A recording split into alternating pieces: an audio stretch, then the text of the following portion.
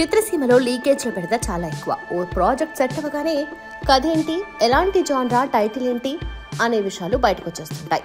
చిత్ర బృందం ప్రకటించకుండానే గాసిప్ల రూపంలో ఆ సినిమా విశేషాలన్నీ బయట హల్చల్ చేస్తుంటాయి. పెద్ద సినిమాలపై మీడియా ఫోకస్ ఎక్కువగా ఉంటుంది. అందుకే అఫీషియల్ సమాచారం కంటే అనఫీషియల్ వార్తలే ఎక్కువ ప్రచారంలో ఉంటాయి. అయితే మహేష్ బాబు రాజమౌళి సినిమాకు సంబంధించిన వార్తలేం బయటకు రావటం లేదు. ఈ కాంబోలో ఓ సినిమా వస్తుందన్న విషయం తప్ప మిగిలిన వ్యవహారాలేమీ తెలియటం లేదు.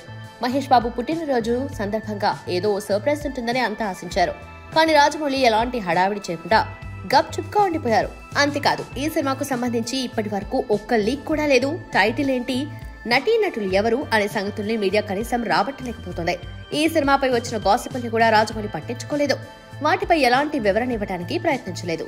ఒకసారి వివరణ ఇవ్వటం మొదలు పెడితే ఇకపై కూడా ఇచ్చుకుంటూ పోవాలన్నది ఆయన భయం. అందుకే మీడియా రాతలపై ఆయన దృష్టి పెట్టడం లేదు. అయితే తెర వెనుక మాత్రం రాజమౌళి తన పనులు తాను చక్కబెట్టేసుకుంటున్నట్టుగా తెలుస్తోంది. కథానాయిక, స్కెడ్యూల్స్, విలన్ ఇలా ప్రతి విషయంలోనూ రాజమౌళి పూర్తి స్పష్టతతో ఉన్నట్టు తెలుస్తోంది.